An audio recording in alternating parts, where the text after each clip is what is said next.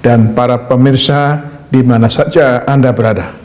Selamat berjumpa kembali dalam ibadah online Yamari Nasional episode ke-33 tanggal 30 Januari 2021. Firman Tuhan dalam ibadah online ini dilayani Bapak Pendeta Dr. Immanuel Dun, SH, MA, MTH.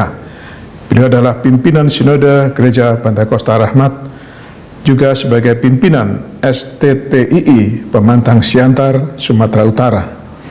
Ibadah online kali ini dipandu oleh Evangelis Mariati Sitorus. Kiranya seluruh acara berjalan baik dan lancar, memberkati Bapak Ibu Saudara, para pemirsa, dan nama Tuhan dipermuliakan. Mari kita mulai ibadah online Yamari Nasional ke-33 ini dalam nama Allah Bapa, Putra, dan Roh Kudus. Amin. Shalom Bapak Ibu pemirsa terkasih dalam Tuhan Yesus Kristus. Saat ini kita mau datang ke hadirat Tuhan. Kita mau memuji-muji, menyembah dan memuliakan nama Tuhan Allah kita, sebab Dialah yang layak dipuji, disembah dan dimuliakan. Sebelum kita menaikkan pujian penyembahan bagi Tuhan, kita akan baca firman Tuhan yang terambil dari 2 Timotius 4 ayat 1-5 yang berkata, di hadapan Allah dan Kristus Yesus yang akan menghakimi orang yang hidup dan yang mati, aku berpesan dengan sungguh-sungguh kepadamu demi penyataannya dan demi kerajaannya. Beritakanlah firman, siap sedialah, baik atau tidak baik waktunya. Nyatakanlah apa yang salah, tegurlah dan nasihatilah dengan segala kesabaran dan pengajaran. Karena akan datang waktunya, orang tidak dapat lagi menerima ajaran sehat, tetapi mereka akan mengumpulkan guru-guru menurut kehendaknya untuk memuaskan keinginan telinganya. Mereka akan memalingkan telinganya dari kebenaran dan membukanya bagi dongeng. Tetapi kuasailah dirimu dalam segala hal, sabarlah menderita, lakukanlah pekerjaan pemberitaan Injil, dan tunaikanlah tugas pelayananmu. Haleluya. Kita akan menaikkan pujian yang berkata, kini saatnya berdiri di altar. Biarlah kita menaikkan pujian dalam sungguh-sungguh di hadapan Tuhan pada saat ini. Kini saatnya berdiri di altarnya. Selamat Maha Kudus hadir di sini. Katakan mari memuji.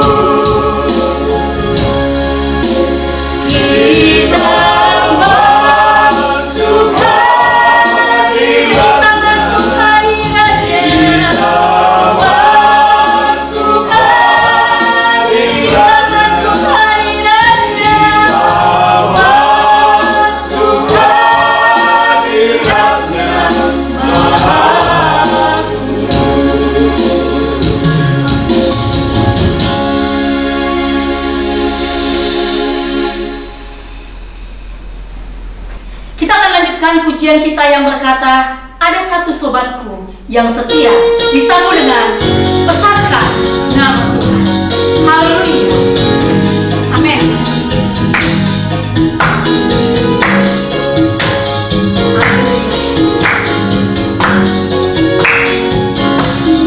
Ada satu sobatku yang setia, tak pernah dia tinggalkan diriku. Di waktu aku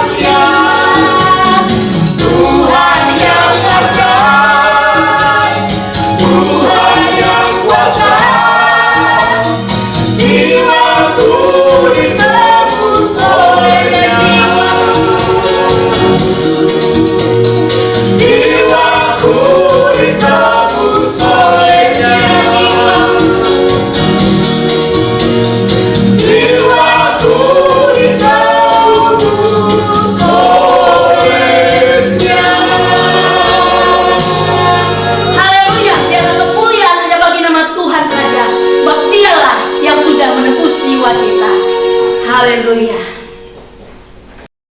Bapak Ibu, kita akan mendengarkan kesaksian pujian Ibu Rina Rusianti dari Purbalingga. Waktu dan tempat kami persilahkan. Shalom saudara-saudaraku yang terkasih di dalam Tuhan Yesus. Saya Rina dari Amari Purbalingga.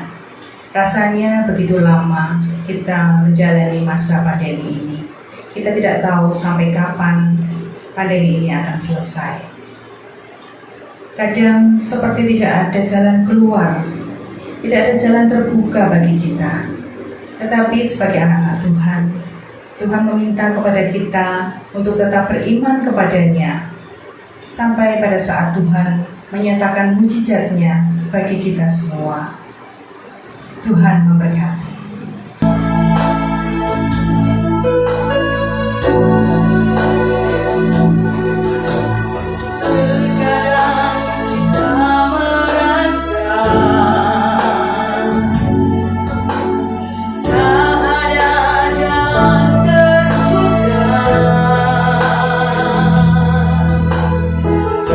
Ada lagi waktu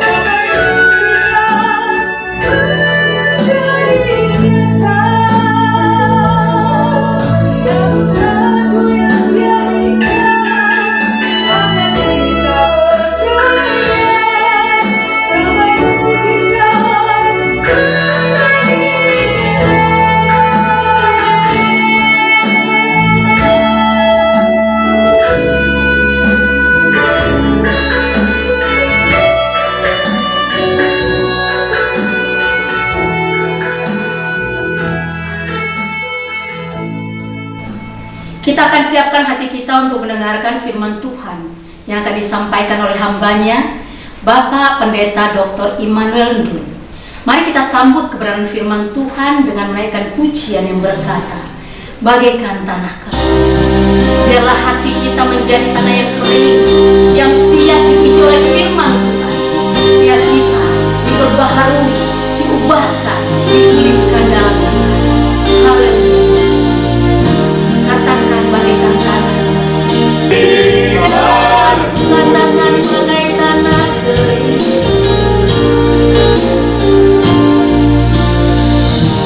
Katakan hidup. Mengalirlah,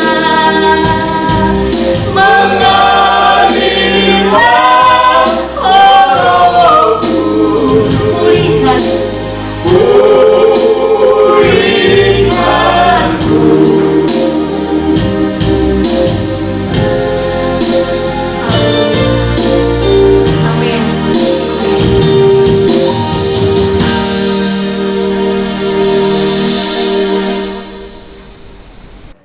Halo, Shalom Bapak Ibu Saudara yang kasih dalam Tuhan.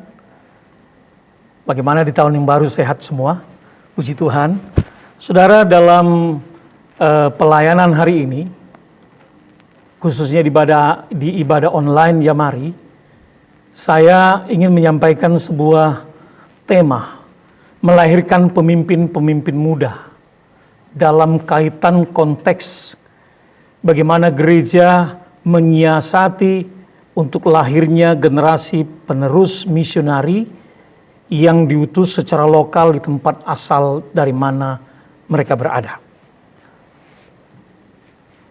Saudara, dalam konteks pelayanan misi dikenal dua model misionari yang muncul. Dalam Kisah Rasul pasal 1:8 berkata misionari yang melayani di daerah asal mereka disebut dengan misionari Yerusalem dan Yudea. Sementara misionari yang diutus ke bangsa-bangsa disebut dengan misionari yang melakukan pelayanan di Samaria dan ujung bumi.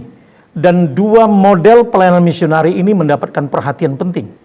Dan saya ingin memberikan perhatian secara khusus bagi kita hari ini pada titik misionari yang berada melayani secara lokal di tempat di mana mereka berada. Hari ini saudara, hampir separuh penduduk dunia telah menjadi percaya Yesus. Tetapi berita yang mengagetkan kita, begitu banyak orang yang belum percaya, bahkan yang belum mendengar nama Yesus. Ada belahan-belahan bumi yang ternyata masih cukup gelap dari pemberitaan kabar baik. Kita memerlukan orang-orang muda diterjunkan ke daerah-daerah baru. Regenerasi misionari itu sangat dibutuhkan hari ini. Orang-orang muda yang dilatih, yang diutus sangat penting hari-hari ini. Tetapi kita temukan sebuah fakta data bahwa regenerasi misionari terkesan lambat. Dominasi para misionari usia lanjut yang berada dalam pelayanan gereja maupun lembaga misi dibandingkan anak muda sangat tidak berimbang. Kaderisasi misionari tidak berjalan, bahkan di lembaga-lembaga misi sekalipun tidak cukup banyak orang muda yang dilibatkan di dalam pelayanan itu. Apa jadinya lembaga-lembaga dan gereja ketika orang-orang muda tidak berada di tempat di mana seharusnya mereka memberi hidup mereka, kontribusi mereka bagi keberadaan gereja Tuhan? Kesenjangan penuaian di tengah hiruk pikuknya tuaian yang melimpah ternyata sampai hari ini masih menimbulkan banyak persoalan. Sehingga kita menemukan banyak benih yang gugur dan mati karena penuai tidak ada. Walaupun kita temukan tamatan sekolah Alkitab STT begitu banyak, tetapi mereka lebih cenderung kembali ke gereja lokal atau mereka berada di kota-kota yang memberikan harapan dibandingkan mereka menyerahkan diri bagi pekabaran Injil ke daerah-daerah yang jauh. Karena itu saudara-saudara perlu menjadi perhatian bagi kita sebagai gereja yang aktif dalam mengutus dan memfasilitasi orang-orang muda. Gereja harus hidup dalam pemahaman ini. Kita tidak bisa hanya memperhatikan gereja ke dalam, melihat kepentingan ke dalam, menginvestasikan segala sesuatu ke dalam. tanpa kita melihat kesinambungan dari keberadaan gereja itu, yaitu ladang-ladang baru dengan orang-orang muda yang dikaryakan bagi pelayanan tersebut. Salah satu pelayan utama bagi mereka yang dipanggil adalah mereka juga yang diutus ke daerah-daerah di mana Injil masih sangat longgar mendapatkan tempat di antara mereka. Merupakan hak istimewa yang sangat indah bagi gembala, bagi gereja, bagi badan misi ketika Anda mendapatkan tanggung jawab melatih, mengajar, mempersiapkan orang-orang muda untuk mereka berperan dalam pelayanan, berperan sebagai orang-orang yang diutus masuk ke daerah-daerah di mana Injil dibutuhkan di antara mereka. Jika ada anggota sebuah gereja lokal yang mempercayai Alkitab, orang-orang mudanya aktif menangkan jiwa bagi Kristus, maka mereka perlu mendapatkan informasi yang jelas. Anda perlu menantang mereka untuk membawa mereka kepada ladang-ladang baru. Saya adalah orang yang mengalami pengalaman itu di waktu-waktu muda. Orang tua kami, bapak dan ibu kami adalah gembala-gembala misi. Dan sejak dini mereka memperkenalkan kepada kami tentang misi, mengkhotbahkan itu di dalam pelayanan, dan membawa kami ke ladang-ladang baru untuk kami melihat tantangan dan peluang-peluang tersebut. Mari kita melihat kembali apa yang dikatakan oleh Alkitab. Bagaimana gereja mula-mula memberikan sebuah ruang bagi misi, orang-orang muda terlibat dalam pelayanan misi. Ketika Kristus memberikan otoritas kepada gereja, maka misionari pertama yang diutus dari gereja bukanlah misionari yang diutus dari pusat gereja di Yerusalem, tapi justru gereja muda, yaitu gereja Antioquia yang baru terbentuk lewat pelayanan rasul-rasul. Mereka orang-orang muda diutus dari gereja itu untuk memberikan kontribusi pelayanan. Dia bernama Barnabas dan Saulus. Dalam Kisah Rasul pasal yang ke-13 berkata begini ayat 1, pada waktu itu dalam jemaat di Antioquia ada beberapa nabi dan pengajar, yaitu Barnabas dan Simeon yang disebut Niger, dan Lukius orang Kirene dan Menaham yang diasuh bersama dengan raja wilayah Herodes dan Saulus. Pada suatu hari ketika mereka beribadah kepada Tuhan dan berpuasa, berkata Roh Kudus, khususkanlah Barnabas dan Saulus bagiku untuk tugas yang telah kutentukan bagi mereka. Maka berpuasa dan berdoalah mereka, dan setelah meletakkan tangan ke atas kedua orang itu, mereka biarkan keduanya pergi. Siapa ini yang dibiarkan pergi? Paulus dan Barnabas. Bagaimana mereka bisa pergi? Sangat bergantung dengan kepekaan pemimpin-pemimpin gereja. Pemimpin-pemimpin rohani, pemimpin senior dalam gereja membangun persekutuan doa dengan Tuhan. Dalam doa puasa, mereka mendapat sebuah pesan dari Roh Kudus untuk mengutus Barnabas dan Saulus masuk ke ladang baru untuk membuat penetrasi misi ke daerah-daerah yang menjadi tujuan kerajaan Allah. Saudara-saudara, ini sangat bergantung bagaimana pemimpin-pemimpin. Ketika Anda sebagai pemimpin gereja diberi otoritas untuk melatih orang-orang muda, maka Anda harus membangun mata rohanimu terbangun dengan Tuhan. Mata visimu melihat ladang-ladang baru. Engkau memahami apa yang Tuhan sedang kerjakan. Mengerti isi hati Tuhan, maksud tujuan Tuhan dalam hidup saudara. Pemimpin-pemimpin harus tahu hal itu, sehingga Anda tahu kapan engkau harus mempersiapkan orang mengutus ke kanan kah, ke kiri kah, lemparkan jalamu ke kanan atau ke kiri. Engkau akan tahu ketika Roh Kudus berbicara di dalam mata batinmu. Ini yang berbicara tentang bagaimana hubungan kita dengan Tuhan. Jadi seorang pemimpin rohani yang menentukan gerak lajunya sebuah perjalanan misi dalam gereja lokal. Ketika pemimpin gereja di Antioquia melakukan itu, maka Barnabas dan Saulus diutus sebagai dua orang hamba Tuhan. Dan hari ini ketika gereja di Indonesia mengalami sukacita kemenangan karena Kristus memerdekakan saudara, tidak dapat dipisahkan, dilepaskan dari estafet misi pertama ketika Barnabas dan Saulus diutus oleh sebuah gereja kecil di Antioquia. Saudara-saudara, jangan berpikir bahwa pelayanan misi harus datang dari sinode, gereja masing-masing. Iya, bisa saja itu terjadi karena mungkin ada sekolah, ada lembaga dan sebagainya.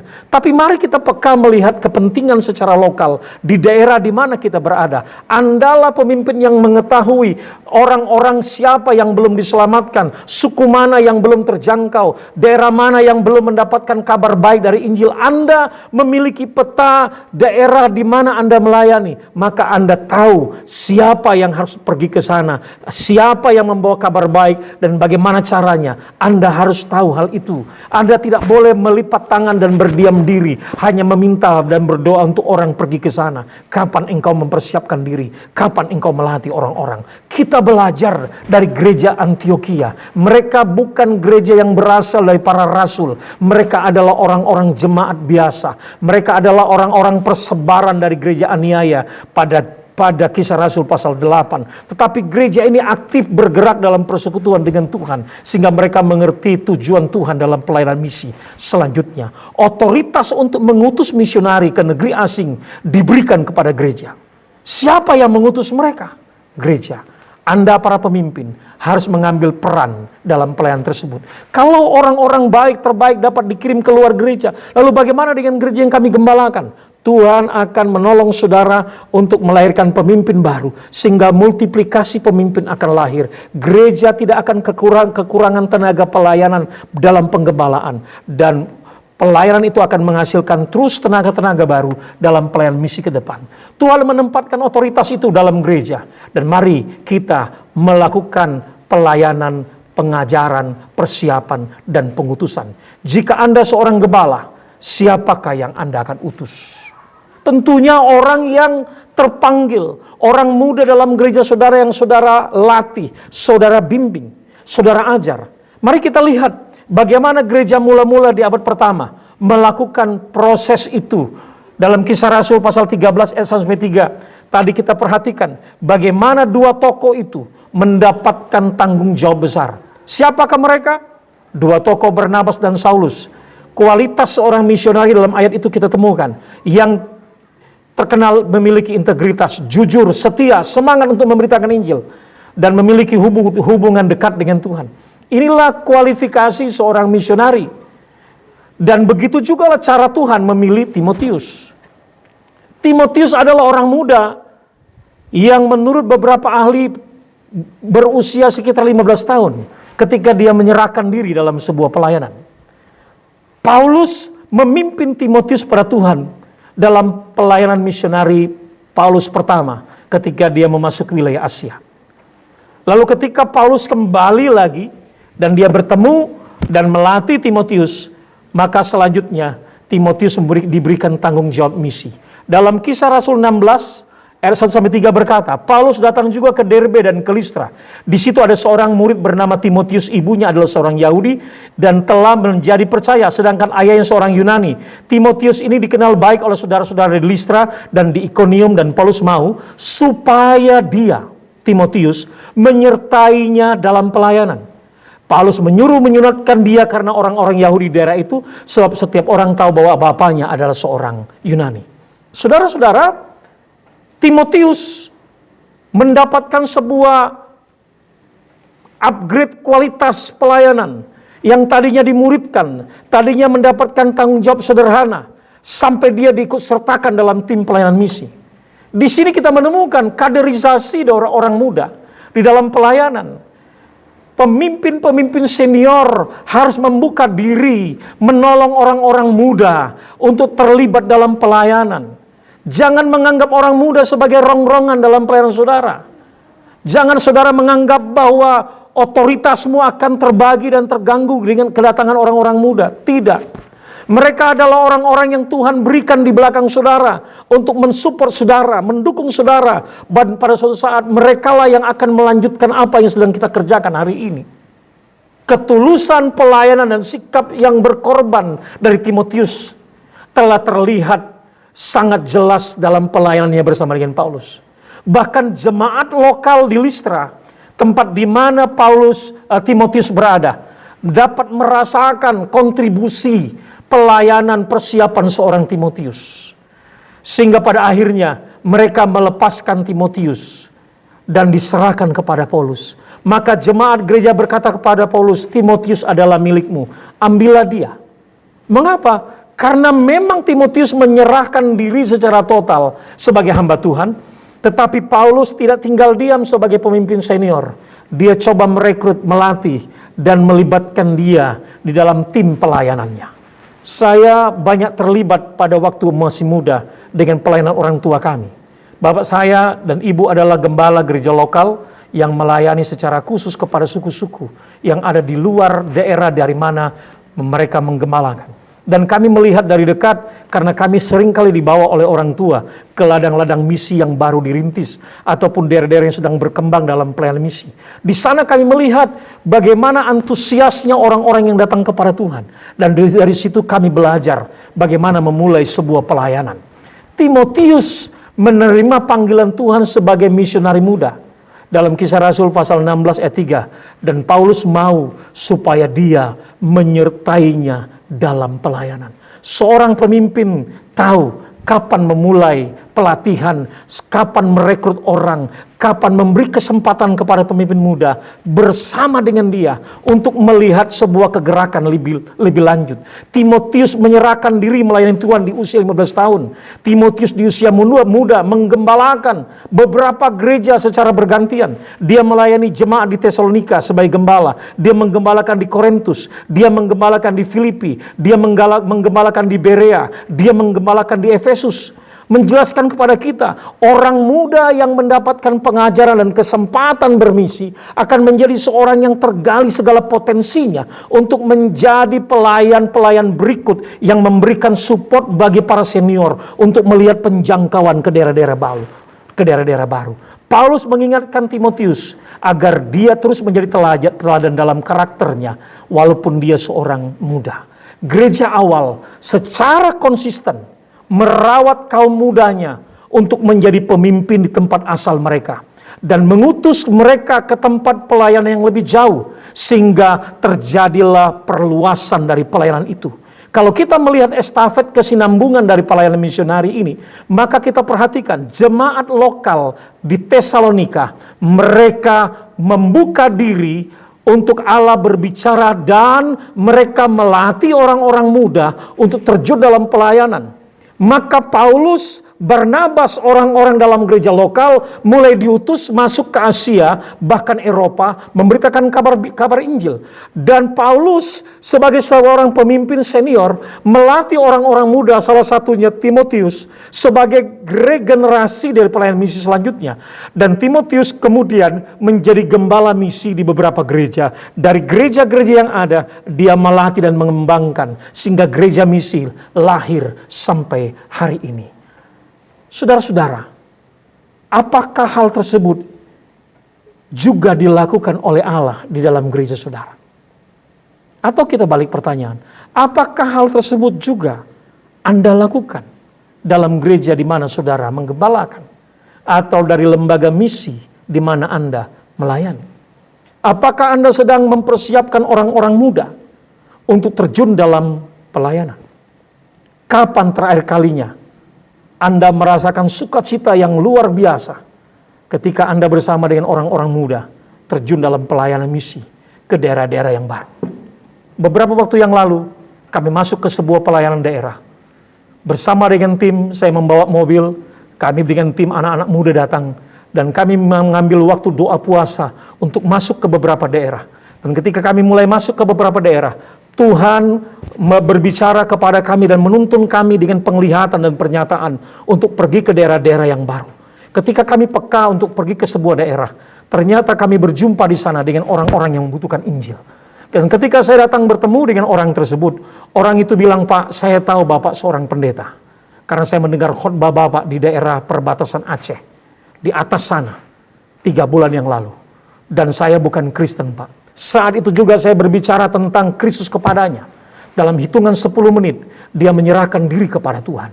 Dan akhirnya dia menyerahkan lokasi tanahnya untuk tempat di mana Injil dapat disampaikan. Dalam sebuah rumah, tempat di mana gereja Tuhan akan dibangun di sana. Yang saya mau katakan pada saudara, gereja Tuhan sangat bergantung dari mana pemimpin memulai sebuah pelayanan. Ketika saudara-saudara sebagai pemimpin gereja, saudara melihat peluang misi itu terjadi dalam hidup saudara, dan saudara mengizinkan orang-orang muda ada dalam tim saudara. Perhatikan saudara, pelayanan misi saudara akan berkembang dan bertumbuh. Semakin banyak orang-orang yang terlibat dalam pelayanan, maka semakin luas kemungkinan pelayanan itu terbuka ke daerah-daerah baru. Semakin cepat orang-orang di daerah-daerah baru belajar tentang kasih Tuhan. Semakin banyak pemuritan-pemuritan di rumah-rumah, di sekolah-sekolah, di kampus, di mana saja terjadi. Mengapa? Karena orang-orang yang terlibat dalam pelayanan lebih banyak hadir di tengah-tengah pelayanan saudara. Sebuah lagu lama berkata demikian. Ada banyak kerja buat Tuhan Yesus, ada banyak kerja kalau mau bawa orang berdosa bagi Tuhan Yesus yang mati di salib buat kita. Apa yang Tuhan sedang kerjakan di hatimu hari ini? Para pemimpin, kaderkan orang-orang muda. Siapkan generasi-generasi penerus agar Injil dapat terus diberitakan dan setiap daerah yang terbuka hari-hari ini dapat segera diisi oleh para pelayan Tuhan. Daerah-daerah tertutup akan segera diisi oleh orang-orang yang diutus melakukan dobrakan-dobrakan misi sehingga akhirnya Indonesia penuh kemuliaan Tuhan. Tuhan memberkati saudara. Shalom. Mari Bapak Ibu kita responi firman Tuhan dengan doa kita. Bapa di surga, dalam nama Yesus, kami menyadari betapa pentingnya regenerasi dalam pelayanan misi, dalam pelayanan di dalam gereja Tuhan. Bangkitkan orang-orang muda dari dalam gereja. Bangkitkan orang-orang muda di lembaga-lembaga pelayanan misi, agar lewat sekolah-sekolah Alkitab, sekolah tinggi teologi, bahkan lewat gereja-gereja lokal yang berada di ujung-ujung tombak pelayanan, kesadaran untuk melatih, kesadaran untuk mempersiapkan orang-orang muda sebagai regenerasi untuk mengubah keadaan dunia misi dapat terus terjadi lewat gereja Tuhan. Berkati hamba-hamba Tuhan yang telah mengambil bagian dalam bagian ini, maupun mereka-mereka yang sedang berpikir, sedang berdoa. Tuhan bekerja di tengah-tengah mereka, sehingga akhirnya suku, kaum, bahasa, dan bangsa diselamatkan seutuhnya bagi kemuliaan nama Tuhan. Terima kasih Bapa, terima kasih, dalam nama Yesus kami berdoa. Haleluya, haleluya, amin. Selanjutnya kita akan mendengarkan kesaksian pujian duet Ya Mari Jakarta. Waktu dan tempat kami persilahkan.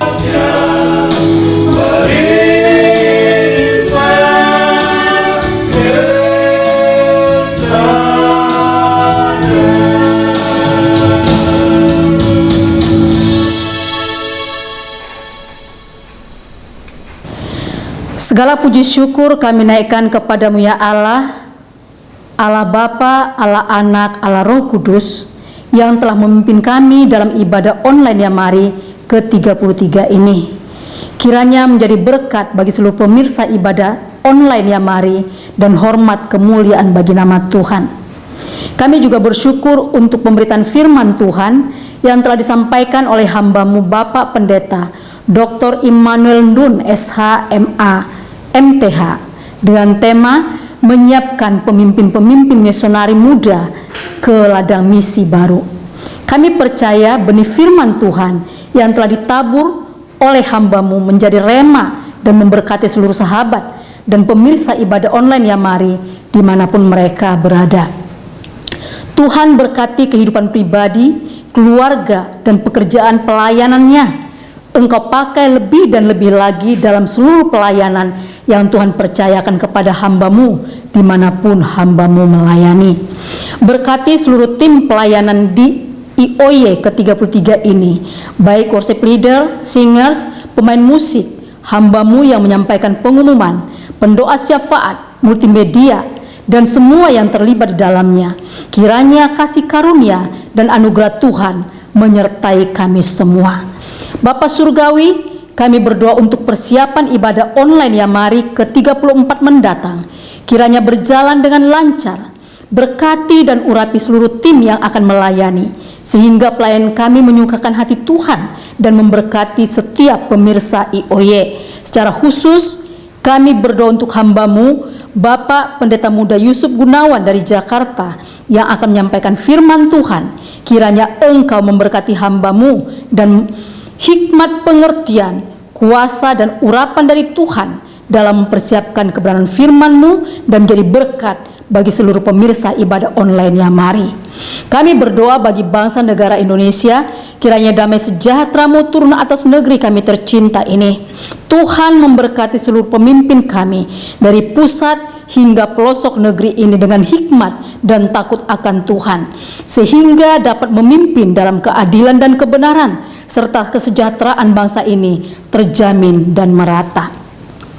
Bapa Surgawi, kami berdoa bagi seluruh pemirsa ibadah online Yamari dimanapun mereka berada saat ini.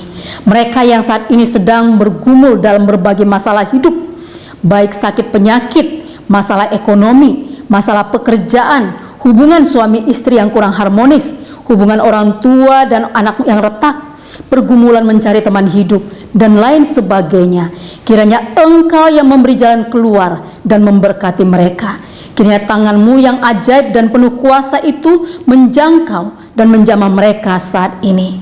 Yang lemah mendapat kekuatan yang baru, yang susah dihiburkan, yang sakit disembuhkan, dan yang membutuhkan pertolongan saat ini juga menerima pertolongan dalam nama Tuhan Yesus. Lindungi dan tutup bungkus seluruh pemirsa ibadah online Yamari dengan darah anak domba Allah dimanapun mereka berada saat ini ya Tuhan. Bapa di surga, inilah doa kami di hadapan-Mu yang kami alaskan dalam nama Allah Bapa, Allah Anak, Allah Roh Kudus, dalam Kristus Yesus Tuhan dan Juru Selamat kami yang hidup, yang telah mengajarkan kami berdoa. Bapa kami yang di surga, dikuduskanlah nama-Mu, datanglah kerajaan-Mu, jadilah kehendak-Mu di bumi seperti di surga. Berikanlah kami pada hari ini makanan kami yang secukupnya, dan ampunilah kami akan kesalahan kami, seperti kami juga mengampuni orang yang bersalah kepada kami. Dan janganlah bawa kami ke dalam pencobaan, tetapi lepaskanlah kami daripada yang jahat.